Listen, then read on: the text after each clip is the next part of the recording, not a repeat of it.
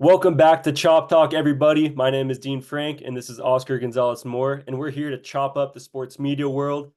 Two college roommates with the passion of sports, and why not talk about it? So we're primarily going to be talking and covering all Boulder football, which we'll definitely get into when the season comes about, which we're more than excited for. But as for right now, we got the NBA Finals, and we wanted to give a quick little preview. The first game is on later tonight. Oscar, first thoughts. Yeah, my first thoughts about this is it's crazy how these two huge cities, Dallas and Boston, have never ever once in any sport matched up against each other. So this is the first time we're going to see a Dallas versus Boston matchup in the finals as well, which is super exciting. Um, I do have the Mavericks taking this in 7 games, which I will explain later. But I do think the clutch factor between Luka and Kyrie is going to be too much to handle for the Celtics. How about you, Dean? Yeah, we can definitely get right into it. I mean, there's a lot of people, all the casuals out there talking about who had the easier journey to the finals, right? We had the Celtics who played a couple teams whose star player pretty much was injured for multiple games. And kind of, I mean, I've called it myself as a cakewalk playoff run, but at the end of the day, it has been the Celtics all year long. It's always been boomer bust championship for the Celtics. I got the Let me think real quick. I got the Celtics winning in six. I do think that the clutch gene of Kyrie and Luka is going to be scary and it's going to be fun to watch because as a Lakers fan, it's pretty much the Los Angeles Mavericks at the moment because it's anybody but the Celtics and it has been since the Lakers were booted. But I think I think it'll show. I mean, the Celtics are just a very well-rounded team. They probably have the best starting lineup in the country. Porzingis is back, which will be a huge upgrade for them with spacing and whatnot. Um, as much as I want it to be the Mavericks, I think this is the year that the Celtics have finally get it. After being in the Eastern Conference Finals and the Finals for a couple years now, and with Jaylen Brown and Jason Tatum's little legacy they've created, I think this is finally the year that they do it.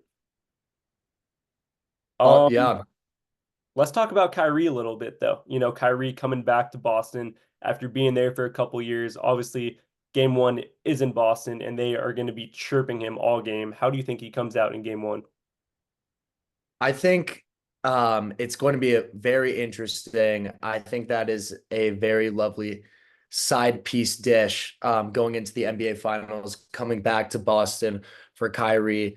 But I do think he is a lot more mature now, and he's almost going to go into this spiritually, is the word I would use to describe this, in the sense where Boston fans are some of, if not the most rowdy fans in the nation, doesn't matter what sport. So he will definitely be getting chirped all series long. That being said, I think he'll be able to put all that behind him as he's been being chirped his entire career pretty much for different decisions he's made on and off the court. And he's going to be able to use that energy to fuel him just like he did in the last series when Anthony Edwards was talking a little bit and he was using that to fuel him. What are your thoughts? Yeah, no, definitely. I mean, when Ant called him out, I was like, holy, like this is make or break for Kyrie, as he's an older player now, he's kind of taking more of that captain role. Definitely is a little more mature, like you said. I mean, he's used to this. He already has a championship under his belt. He's going to be able to take some of the younger players on the Mavs um along with him and pretty much calm them down because he has been here before, which we know is a big thing in the finals. It's pretty much who has the more experience. Obviously it's which team is more healthy, but at the end of the day, it's which players are going to be able to come up in these clutch moments. And that I can't disagree with you. It's definitely Luka and Kyrie, but I do think the Celtics will be able to break away a little bit in the early on. That's why I do have them winning it when it comes down to it. I do think that the Mavs can definitely take a game or two in Boston throughout this playoffs because we haven't really seen the Celtics be tested at all this playoffs. I mean, they've lost no more than one game in each series, so it's definitely going to be interesting to see how they come out in game one, which is the most important. But I want to talk a Yeah. little bit about legacy.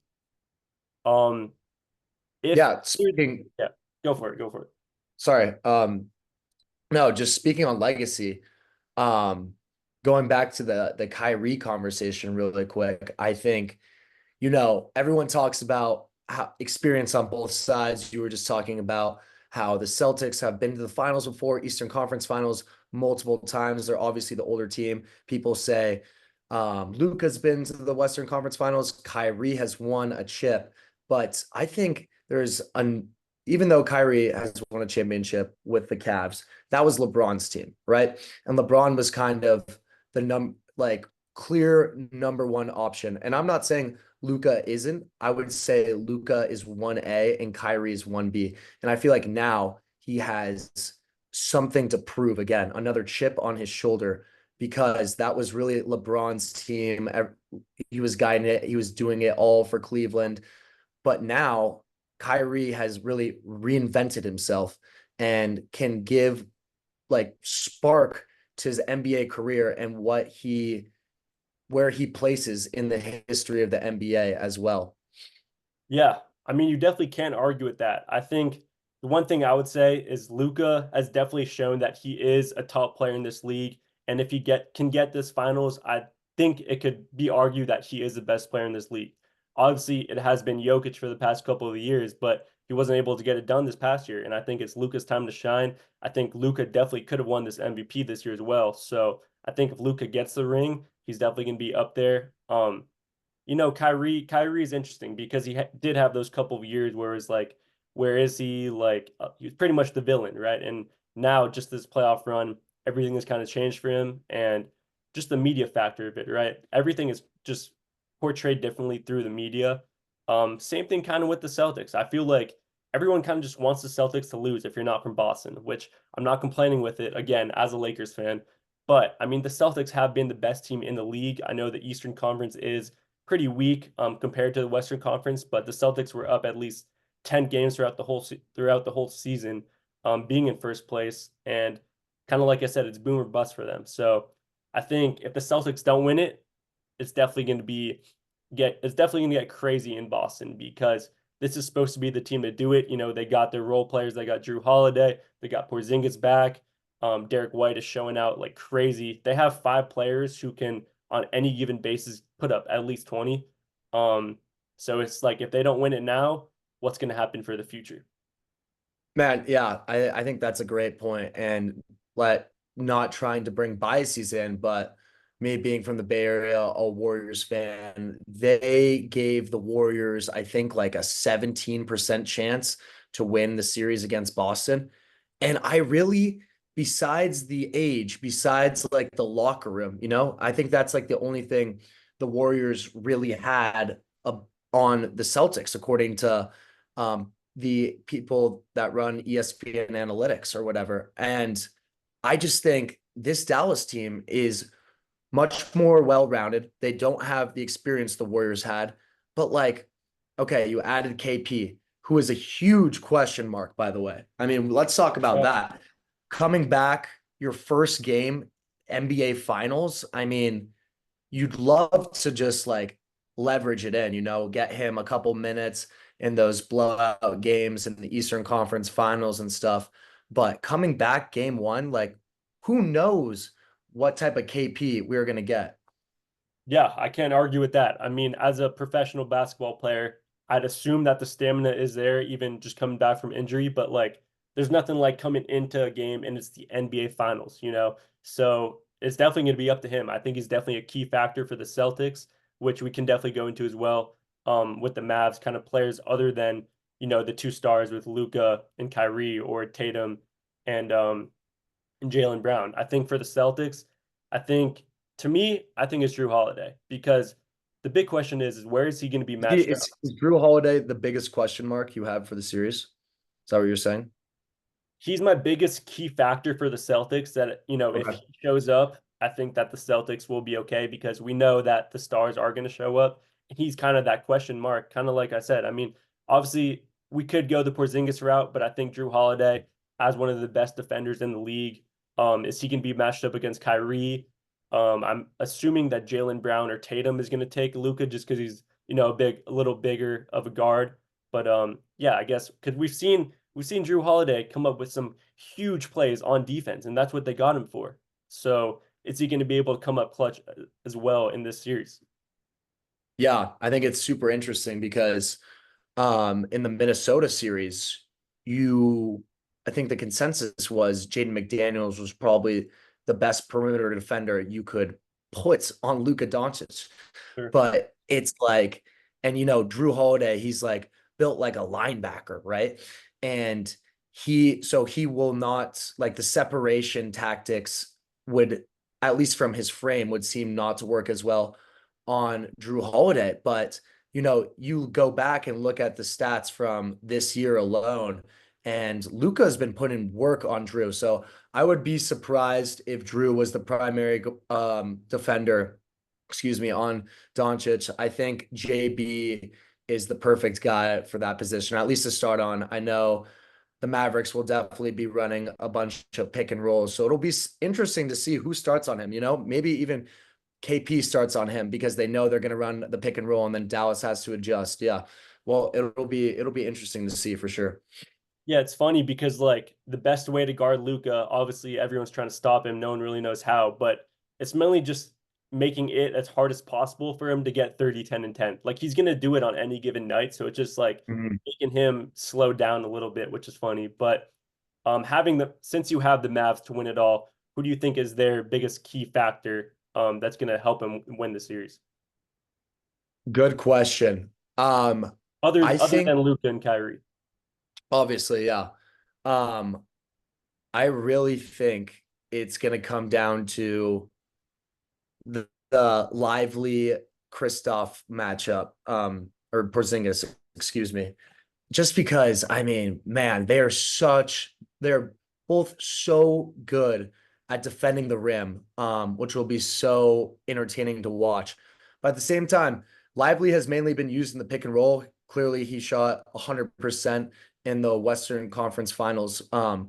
But at Duke, I mean, he was way more than that. He had a shot, like he had a jumper. So it'll be interesting to see how they use him because I think they're going to have a little more spacing instead of just lobbing it up to him every single time because now you have KP there and Al Horford. I mean, he's 38, but hey, he's still got a little juice in the tank, right? So I am very curious to see how they use Lively.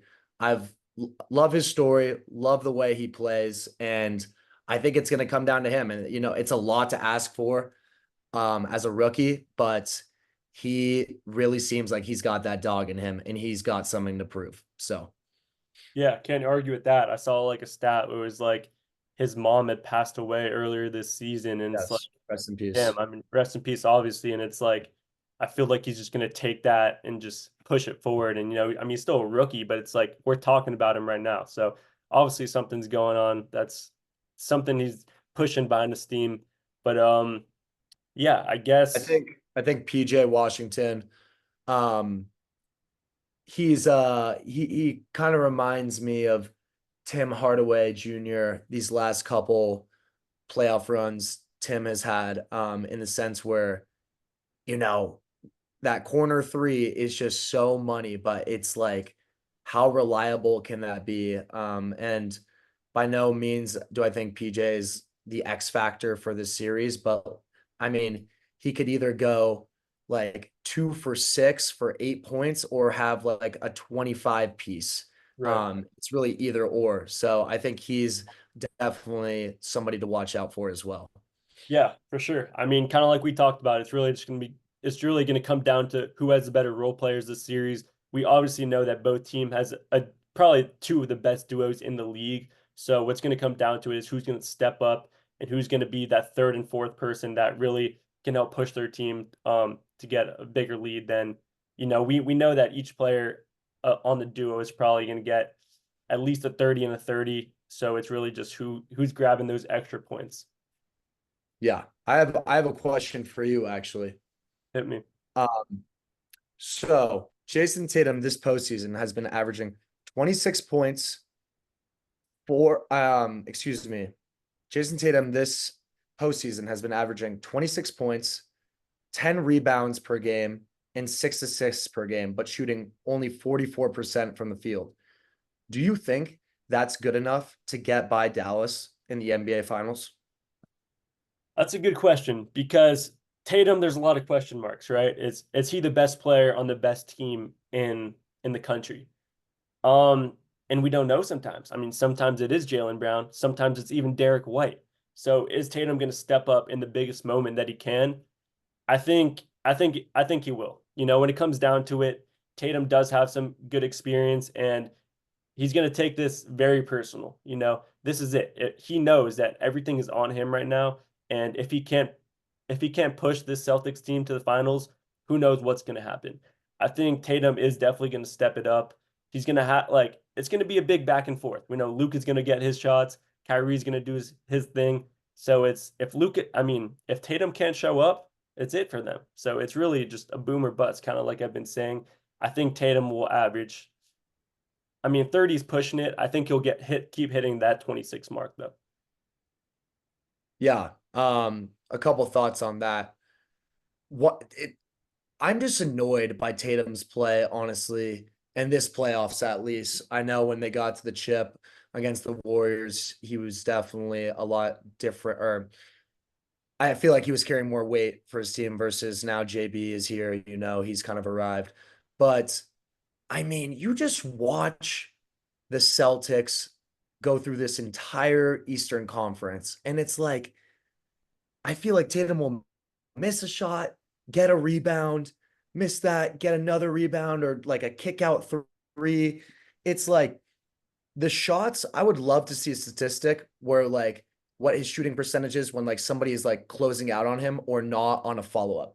Because man, I don't know if it's just my eye, but like Tatum, I feel like has not been, even though he's shooting 44%, which is unbelievable, right? I mean, like, that's great. That's great. But like people have been definitely saying, I mean, there's a reason he didn't win the Eastern Conference MVP. And yeah, I think he's definitely going to have to step it up. I also think there is a huge difference between averaging 26 and averaging 30. It's not just like, oh, he could average 26 or 30. Like, Yeah. that's a big difference. Those are like usually the clutch baskets that this series will inevitably come down to. And yeah, for me, Tatum is also the biggest question mark on the Celtics side. Just because, last finals he was in, he didn't show up. He did not show up.